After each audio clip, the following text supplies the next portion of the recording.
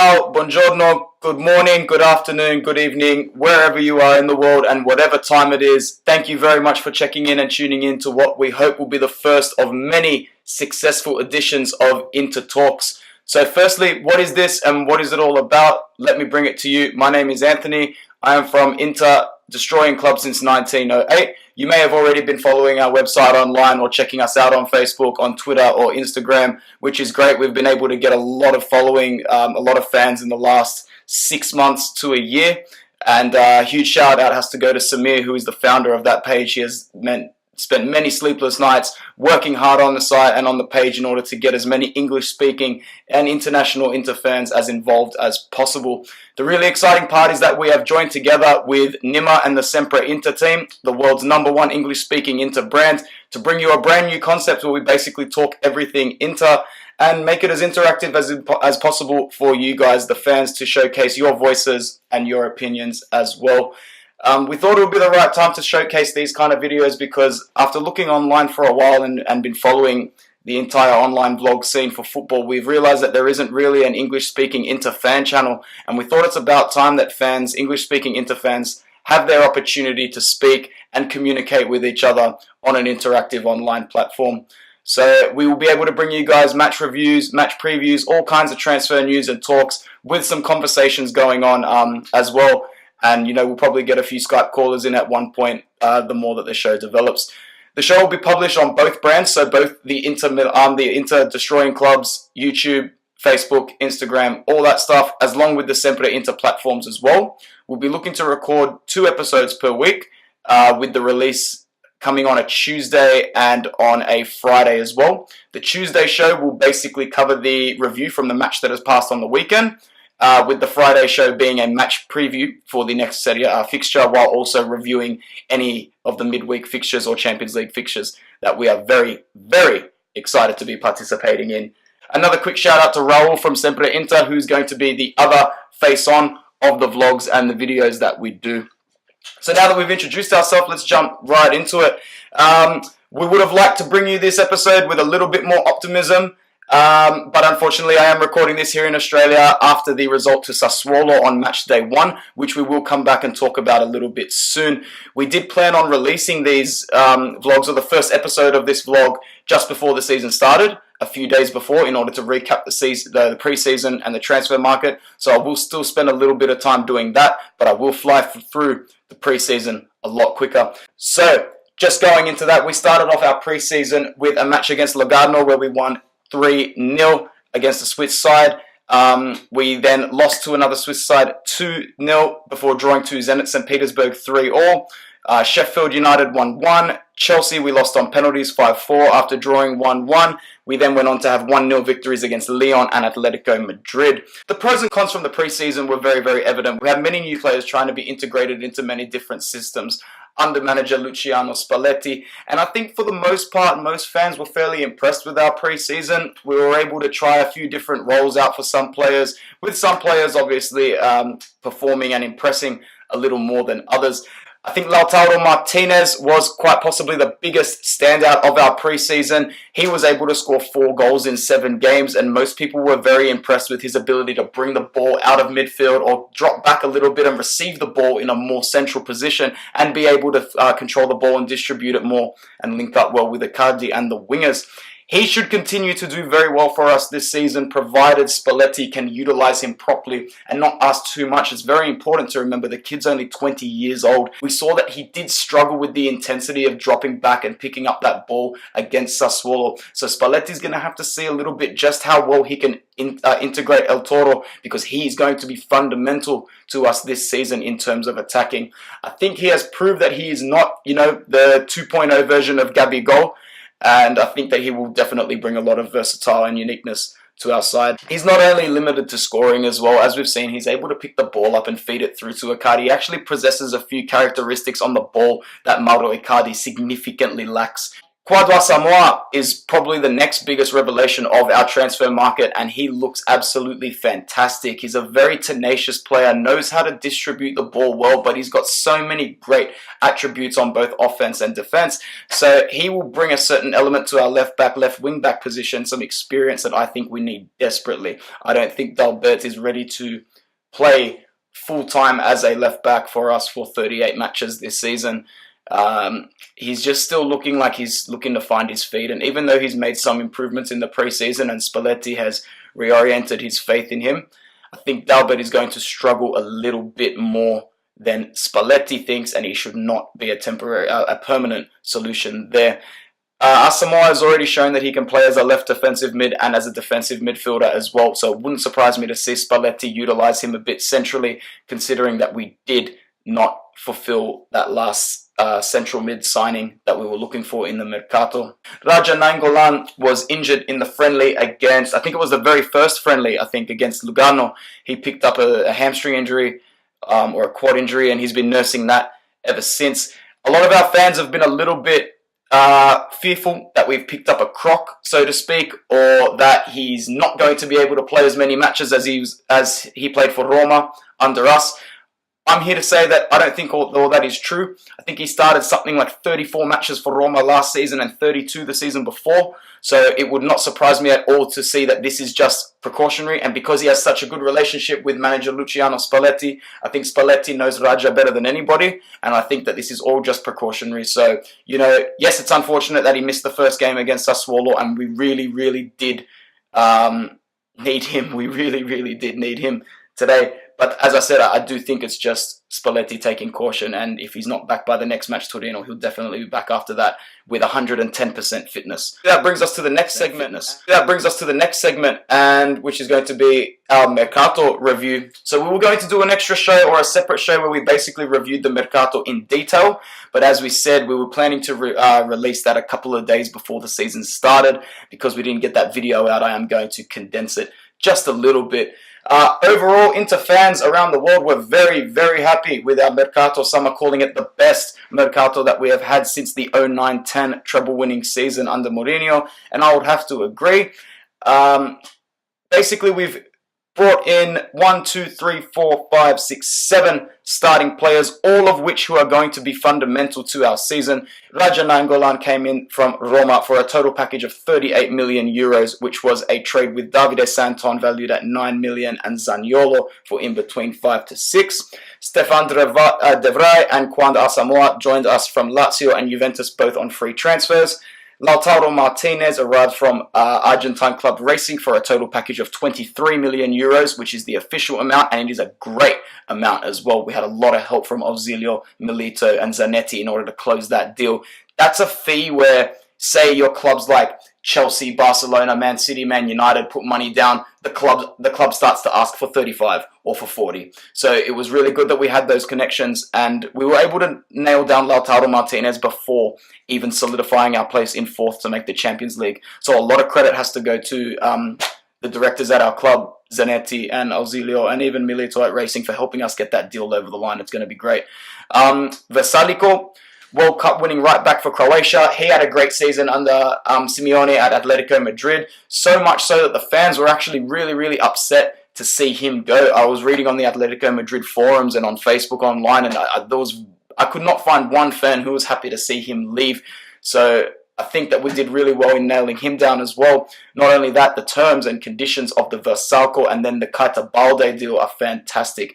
They are 6.5 million and 5 million loans, respectively, with options of 17.5 and 31 million for redemption. That's 17.5 for Versalico, and that's 31 million redemption for Keita Balde, which is a little bit expensive, the Keita fee, but if he does prove himself to us this season, going with how strong Suning and Zhang are at the moment financially, if we can just break out of financial fair play, then we won't have to worry about meeting any sort of obligations in terms of financial fair play, and we'll just be free to spend the club's profits, which in that sense will be very, very easy to spend the 17.5 million on Versalico, providing he proves to us that he is worthy, and the 31 million for Keita, providing he proves that he is worthy as well. In terms of our departures, I think it's important to mention that our departures were almost just as significant as our arrivals, and we really needed to clear up some space. We had been shackled by financial fair play now for a while, which not only means that we have to get rid of the dead wood, it means it was compulsory to balance the books out. So we were killing two birds with one stone here by getting some of these players off our books for financial fair play reasons and just because they were simply dead wood rotting in our squad. Most importantly, Jeffrey Kondogbia has gone to Valencia. How we've managed to keep 25 million from that deal, I do not know. But apparently we were still able to negotiate really well for that, so that's fine. Yuto Nagatomo to Galatasaray for 2.5 million. A true gentleman of the club, always a very easy target to make a scapegoat in our bad periods of time. But the fact that he was clapped at the airport and applauded by the Galatasaray fans, and the fact that he's been appreciated by the fans and will be coming back next season to them, and they love him and they want him back, that's great. I was very happy as an Inter fan to see him happy and accepted with those Turkish fans. Dodo, I don't know if anyone remembers, Brazilian fullback, winger, Sampdoria redeemed their obligation for 5.5 million for him. Eder was sold to Jiangsu in the Chinese Super League for 5 million. Biabiani continued his love affair with Parma for an undisclosed fee. I think that's something like 6 or 7 transfers between us and Parma for Biabiani altogether. Bizarre. And, of course, the devastating part was the loan returns of Rafinha to Barcelona and Cancelo to Valencia, which obviously led to the 40 million sale to Juventus. There was also Lisandro Lopez, who went back to Benfica and was then loaned out to Genoa. He only made 1 or 2 first-team appearances for us, though. So all in all, a huge mention has to go out to Auxilio, Zhang and co. Anyone who is working behind the scenes, really. Because when I analyze this Mercato in comparison to some of the disasters that we've had to endure over the last 7 or 8 years, you can see the differences from a mile away in terms of how we approach the negotiations or how we close the deals. The bargaining power that we have and that we hold. Our club is a desired location again now. The times of spending 40 million on the João Marios or 35 up front for Gabby goals, surely we don't have to go back to that, all those risks, and we will not be lowballed or backed into a corner by these other clubs anymore, because we are back on the map and we are looking to be a competitive side again with stature like we did in the past.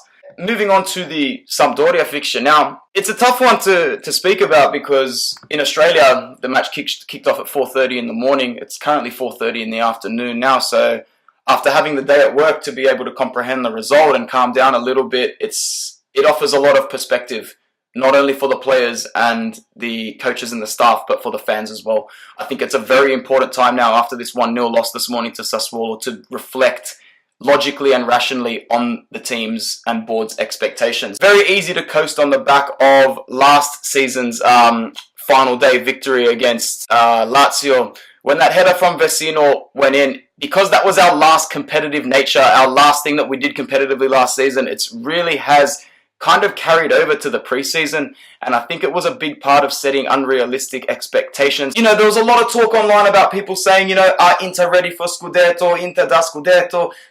I really don't think we should be putting all these eggs into a basket. Last season we had one objective, to qualify for the Champions League, and I think we went about it in an incorrect manner. We really put it on a pedestal as the be-all and end-all of the modern day Inter. Had we not qualified last season, I really fear to think about what the off-season would have been like, what the Mercato would have been like, and what the mood would have been like going into this season. But on the back of that dramatic last day and a really good Mercato, it didn't surprise me to see most of the Inter community all over the world up in arms and ready. Not just the Inter community, the Italian community, the media from other countries as well. They're putting us on the pedestal. Are Inter finally ready to challenge Juve? Are Inter the anti-Juve? Are Juve going to let their status slip this season to Inter?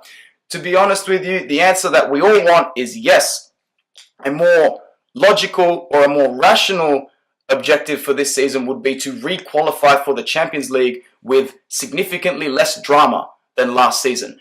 We don't want to put ourselves in the corner where we are going into Matchday 37 or 38, still looking for points to qualify for the Champions League. I think the objective should be to push Juventus as far as we can possibly go, but the main objective and protocol for the season should be to re-qualify for the UEFA Champions League comfortably. We would like to see Matchday 32, 33, 34, somewhere around there, maybe Inter are playing a match in order to get into the Champions League. And that would be great. That would be great for me. That would be great for a lot of Inter fans because it would keep the books significantly going in an optimal direction. Suning, Zhang, they are financially looking after the club very, very well. It's just up to us to now do the business on the pitch. So that's the first thing that I would mention from the Sassuolo fixture would be that it should ground some of our players and ground a lot of the fans as well, because otherwise we're just going to be in for a season of constant disappointment if we are putting ourselves on that Scudetto pedestal. I personally would just forget about it and just see how it goes week in, week out, and then we can develop more and more realistic expectations. In terms of Sassuolo, knowing the opposition, 2 losses last season, 1-0, 1-2 at home, with the 1-2 almost ending our season. A far cry from the 2 7-0 thrashings we dished out to them when they were promoted up from Serie B. That seems like a whole universe ago now, even though I'm pretty sure we ended up smacking them 7-0 with the likes of Guarin, Alvarez, maybe even Kuzmanovic, Gargano. I don't know who was in that team. Yeah, it didn't go very well last season against Sassuolo. They've continued to be our bogey team into this season. Last season they had a decent season, Sassuolo. They finished 11th in the Serie A with 43 points, 11 wins, 10 draws and 17 losses. And they did come into this season with a few new recruits. Kevin Prince Boateng arrived from Frankfurt for an undisclosed fee. And he was actually pretty good today. He was creating many problems for us. He was a downright pest. And yeah, I think Inter really failed to deal with not only him, but with Berardi and with a couple of other threats as well. In terms of how the match went for our players, we went down to a very soft penalty conceded by Miranda. Despite having a shout of our own, Asamoah went down in very similar fashion. Obviously, subjectively and biasly, I would say it's just as much of a penalty as the one on Miranda, if not more. But it hasn't gone our way, and I'm definitely not in a position where I'm looking to blame any of the officials. I'm not even looking at blaming the Farmers pitch, even though it was a horrible pitch to play on. So many times our midfield would pick up the ball, and players like Brozovic, who are usually able to make really, really great straight line passes, they're passing the ball on the flat surface and it's just skipping and bouncing along. You know, I'm a very skeptical kind of person, so something does tell me Sassuolo have trained on pitches like this and they've done this a little bit intentionally. But once again, it's no excuse for the way we've played. We lined up in Spalletti's favourite 4-2-3-1 with Handanovic at goalkeeper, Dalbert on the left, Danilo D'Ambrosio on the right, which was the biggest red flag on our starting 11 in my opinion, not seeing Vesaiko there and seeing that I had to watch D'Ambrosio again. He's an okay substitute, he's an okay alternative, but I really think he offers nothing defensively. In terms of going into one-on-one challenges, he gets beaten 9 times out of 10. So seeing D'Ambrosio on the lineup again was the first little hint of mediocrity of today's season opener. Miranda and Stefan De Vrij. De Vrij, I think, had a decent match. I think he was probably the best defender that we had. He did the basics right. He was always in the right place at the right time. He didn't look for a second that he was going to make an accident or make a mistake.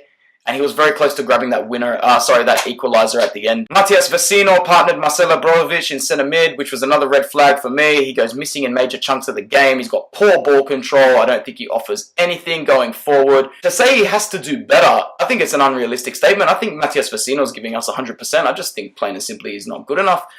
And partnering him up with Brozovic is another no-go in my opinion, because Brozovic is someone who works at his best when he has someone technical with him, when he has someone who can also take the reins of distribution and creative play. And while Gagliardini is not a 9 out of 10 or a 10 out of 10 player in that department, he offers a lot more in my opinion than Matias Vecino does. So I would have technically started Gagliardini there. Hopefully when Nangolan is fit again, we won't even have to deal with Vecino as a midfield. Brozovic looked a little hungover from the World Cup. Fitness is not really an issue, but he just didn't look at home tonight on that poor pitch. But you could see he was angry with himself. He wasn't happy, almost gobsmacked at how poorly he was performing. And I think after a little bit of reflection, he'll be okay. Asamoah was probably our best player on the night.